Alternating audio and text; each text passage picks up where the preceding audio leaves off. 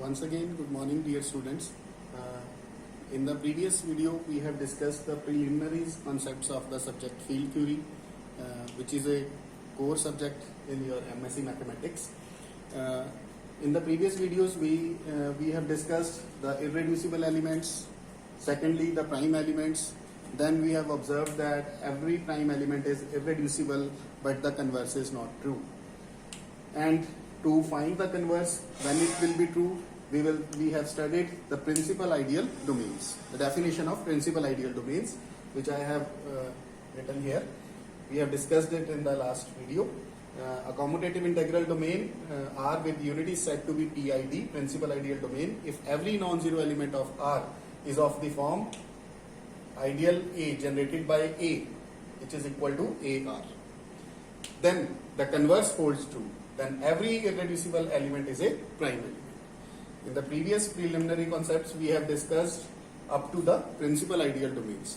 Now we move on to the next concepts. The next concept is unique factorization domain, which we say briefly UFD, the unique factorization domain. We will discuss its definition here only, because these are the concepts which we need in our subject, in your syllabus. We will need these preliminary concepts. So firstly, the definition of the unique factorization domain. In a unique factorization domain, we again have a commutative integral domain R with unity. Now it is said to be UFD, or unique factorization domain, if number one, there are two conditions for the unique factorization domain.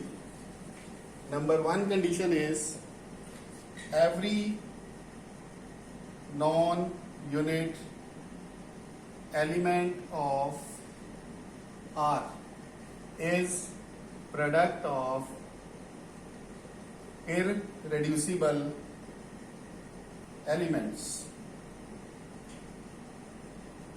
Every non-unit element, ring का हर एक non unit element जो होगा, non unit means जिसका multiplicative inverse नहीं हो सकता, उसको हम प्रोडक्ट ऑफ इररेड्यूसिबल एलिमेंट्स में लिख सकें. For if A belongs to R and A is non unit,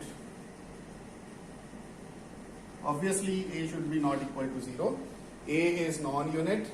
Then we must have A equal to P1, P2, P3, so on, PR, where all the PI's are irreducible elements. Then we say that then this is the first condition for the definition of UFD. Every non-zero element should be the product of irreducible. By name it is clear, it is factorization domain. That means every element will be factorized into the irreducible elements. It should be necessary. Now the second point clarifies its adjective unique. For uniqueness, we must have if A is equals to P1, P2, PR is equals to Q1, Q2, so on, QS. Means if there are two possible factorizations of A in terms of irreducibles, where PI's are irreducible elements and QJ's are irreducible elements,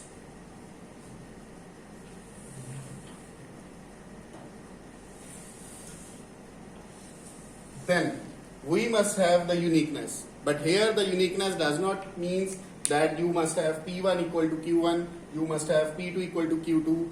Firstly, the uniqueness lies in the number of the irreducible elements should be equal.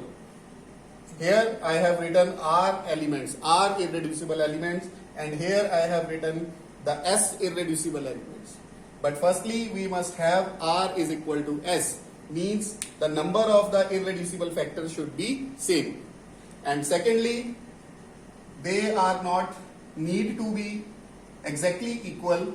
We would say PI is associate. This symbol denotes associate. Pi is some associate of Qj. Associate means Pi is a unit multiple of Qj. That means Pi is equals to some u into Qj, where u is a unit in R. So the uniqueness lies up to associates. Means the elements need not to be equal, but they should be a unit multiple of each other. So uniqueness lies up to associates. For example, if we have integers, the ring of integers. In the ring of integers, suppose I have 6. So 6 can be written like this: 2 into 3, also minus 2 into minus 3. Obviously 2 and 3, suppose this is P1 and suppose this is P2, this is Q1, this is Q2. Obviously P1 is not equal to Q1, P2 is not equal to Q2, but P1 is a unit multiple of Q1, means P1 is minus 1 times Q1, and minus 1 is a unit in the ring of integers. Similarly 3 is minus 1 times of minus 3. So they are also in the relation of associates. So this means the uniqueness here. And that commutative integral domain with unity which satisfies these two conditions is known as a unique factorization domain, and in briefly it is known as a UFD. Now the next concept is Euclidean domain. We briefly write it as ED, and full name is Euclidean domain. Now what is a Euclidean domain? Firstly, again it should be a commutative integral domain R with unity, and it is said to be ED, Euclidean domain.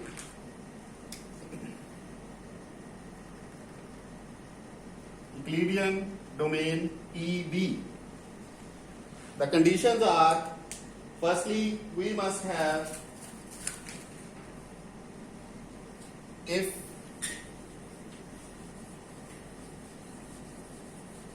A and B are any two elements of the ring R. If A and B belongs to R star, means R star means R minus 0, means both the elements should be non-zero, and B divides A, then phi B is less than or equal to phi A. Now what is phi? What is phi? Means phi is a function from R to Z which must satisfy this condition: phi B is less than or equal to phi A. Means the number which divides the other number, its function phi, it is a criteria which we define it in examples. For example, I quote here, in the case of ring of integers, suppose if we have here the ring of integers, then this phi criteria will be the modulus of A. So we have to define a criteria firstly on the ring so that this comparison should be made. So this comparison, the criteria should be defined like this, such that if the number divides the other number, the phi value of the divisor should be less than or equal to the phi value of the dividend. So B divides A, then phi B should be less than or equal to phi A. We have to define a criteria for the considered ring. And secondly, the condition is for each pair of elements,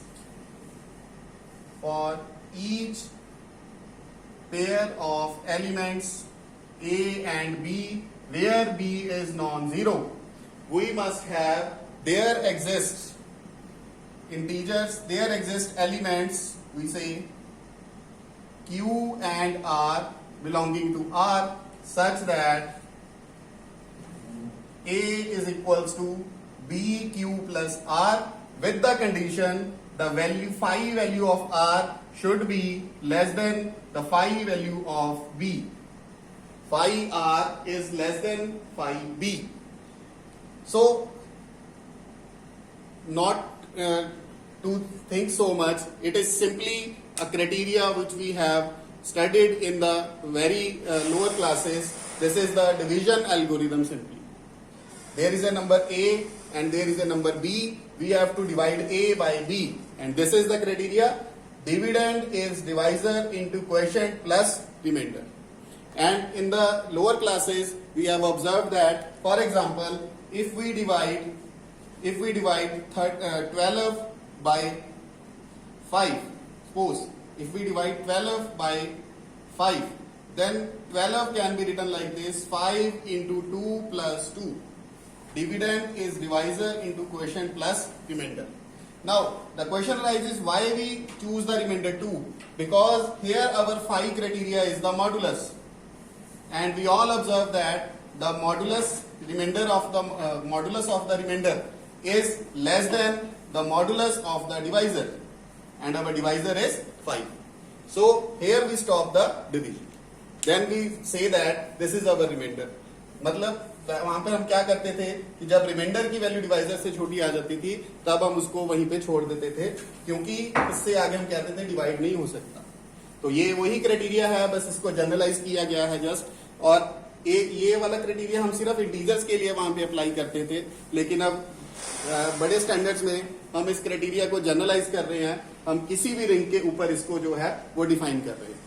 so phi जो है integers के case में इसकी value क्या रहेगी, तो modulus function. But अगर ring हमारी चेंज होती है तो उसके अकॉर्डिंग हम फाई जो है वो अपना डिफाइन करते रहेंगे. सो इस तरह से ये यूक्लिडियन डोमेन के 2 पॉइंट्स बन जाते हैं.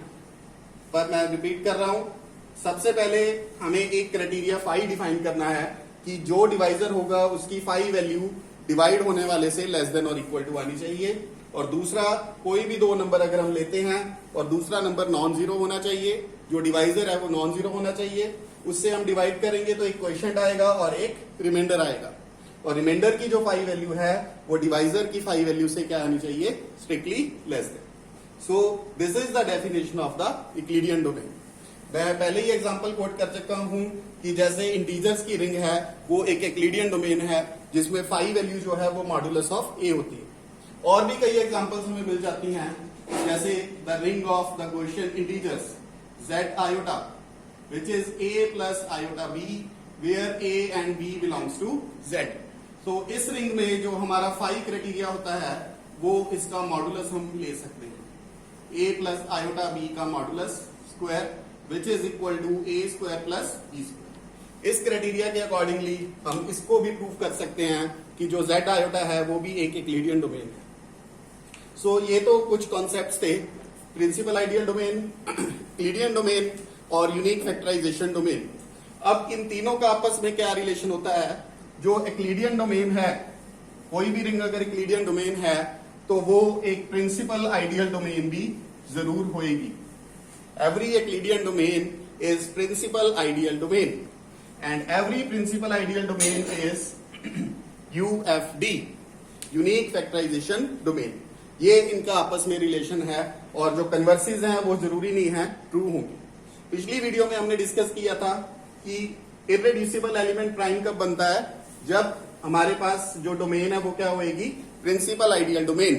तो ये क्राइटेरिया हमें क्या सजेस्ट करता है कि अगर वो यूक्लिडियन डोमेन भी है तो भी हर एक इररेड्यूसिबल एलिमेंट जो है वो प्राइम एलिमेंट होगा.